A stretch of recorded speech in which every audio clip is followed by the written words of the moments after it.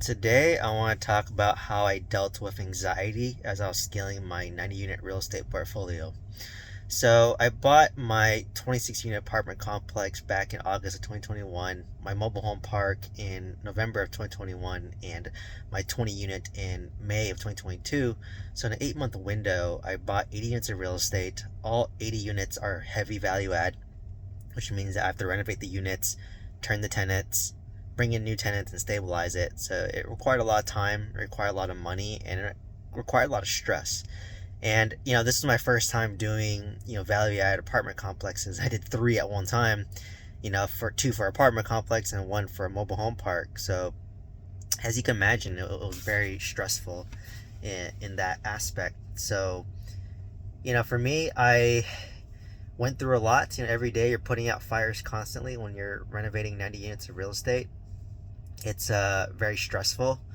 There's a large burden on yourself, and basically it really tests your mindset, it tests your patience, and I started to develop some sort of anxiety because a lot was out of my control. So my anxiety was probably at its peak when I was in the process of selling my mobile home park, and it was just very uncertain if the buyer would actually close because the buyer was a poor communicator.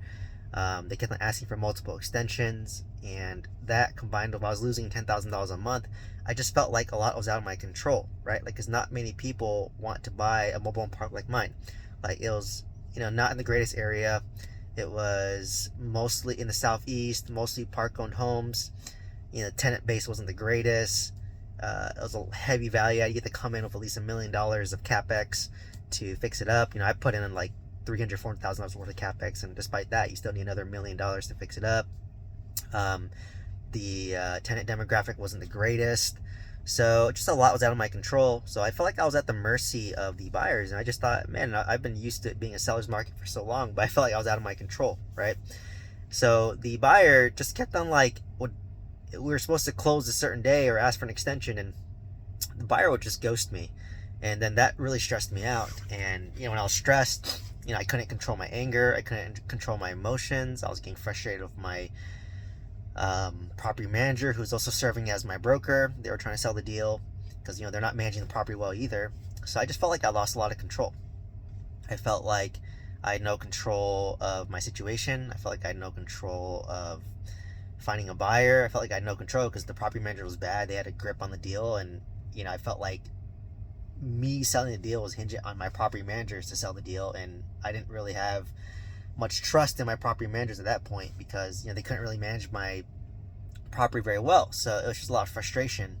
But what created the most anxiety for me was just the fear of the unknown, right? Like, I had the fear of not knowing what was going to happen, right? Was the guy actually going to buy the deal? Was the guy actually going to fulfill his word? Because his word meant absolutely nothing to me, right? Like, I didn't know if he was serious, if he was gonna go through, because like his track record already showed that he wasn't serious, right? He would just wait to the last minute. um Nothing would happen, and they would kind of not communicate well. So like, for me, that was my pet peeve. I'm like, just don't leave me in the dark, right? Like, the fear of the unknown, the fear of uncertainty is probably the greatest fear. Like, I don't care if you just said, you know what, Steven, we don't want the deal anymore, or you know what, Steven, we need more time to raise money. Like, for me, I really appreciate transparency and just knowing what it is, right? Like, I'd rather just know whether it's good or bad. Just tell me, shoot to me straight. Because if you don't tell me and it's unknown and it's uncertainty, my mind will start to think and ruminate, and that's when the stress and anxiety came. Like, oh, are these guys crooks? Do they not have the money? Are they not serious? Are they just messing around? You know what I mean? Like, just your mind plays like 1,000 scenarios in your head, and that's very stressful, right? It causes me a lot of stress, and you go down this like vicious negative cycle, right? And I would go to sleep anxious. I'd have dreams, like stress dreams, where like you're dreaming that you're doing something stressful, and then you wake up and you're already stressed to start your day, right? So like, for 3 months, I would be stressing out and ruminating before I went to sleep. I would stress and ruminate while I was sleeping, and then I would wake up already stressed. So what really helped me deal with this anxiety, deal with this rumination, was just document down on my journal. So if I noticed that my mind was racing with thoughts, with possibilities of how it could fail, I would write all those possibilities down. And then once you put it pen to paper, you look at it at a bigger picture, like, oh, it wasn't as big of a deal as I thought it was. So I would always just write like, hey, like these are my stressors, but 5 years from now, 10 years from now, even a year from now, will this matter?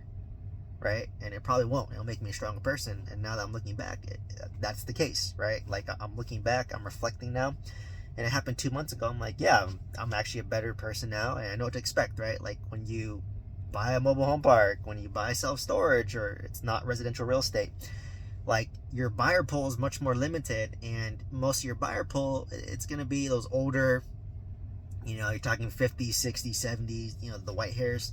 They're going to be the ones that want to buy your asset, and they move so slow, they don't communicate fast, they're not transparent, right? So it was just a lot of these frustrations that I had. And for me, I'm the anomaly a little bit, because I'm able to communicate fast, do things fast, right? But with mobile home park, everything was at a snail space. So for me, that was my frustration, and that's what ultimately is leading me to not want to invest in mobile home parks again. Is like it just doesn't move at the speed I like it to, and it's just too much out of my control. So that's what turned me away. So for me, I think journaling really helped, and I just couldn't think about it like before I sleep. So an hour before bedtime, my bedtime was around 9 p.m. So by 8 p.m. I'd cut off like whatever was stressing me at that time. I would just journal it, get it out of my mind. I'd wake up, don't think about it. If I was still stressed, I would journal again in the morning and try to reframe my mindset to say, okay, is this gonna matter in a year, 2, 3, 4, 5 years out? And most of the time the answer is no, right? So you constantly, and this is a constant, I do this multiple times a day, right? And don't get me wrong, like some days, like I was so anxious, my tolerance for stress decreased. I would blow up to my property manager every time it failed. Like just things just were going wrong and wrong and wrong, and I was going in this negative spiral. I wasn't myself.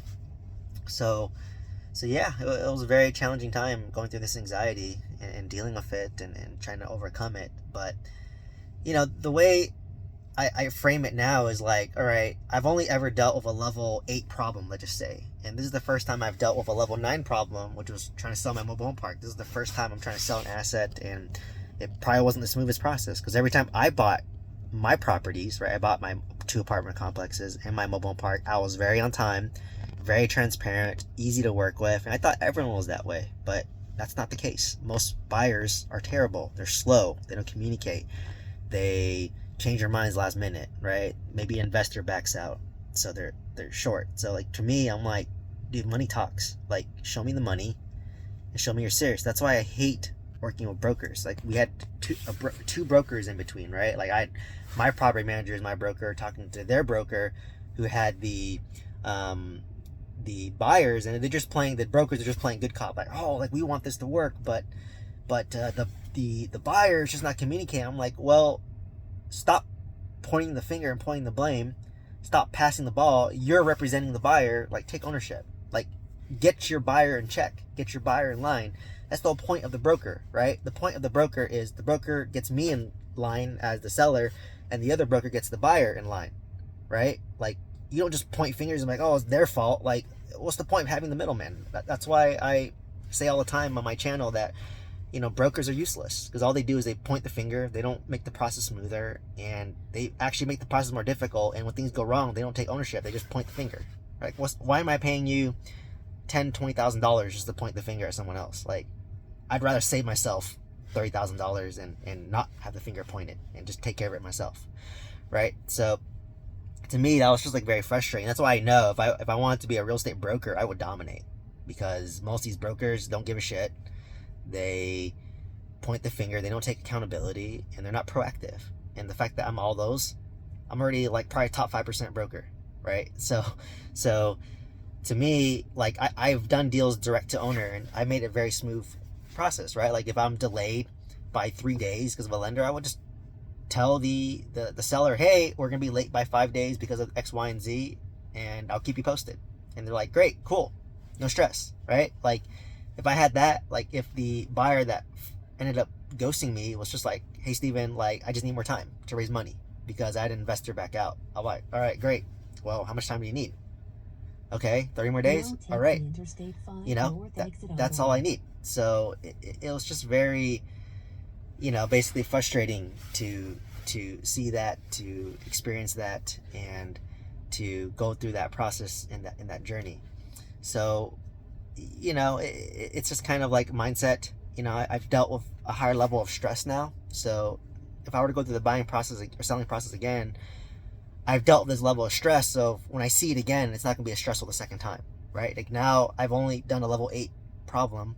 I've experienced a level 9 problem, which was very stressful.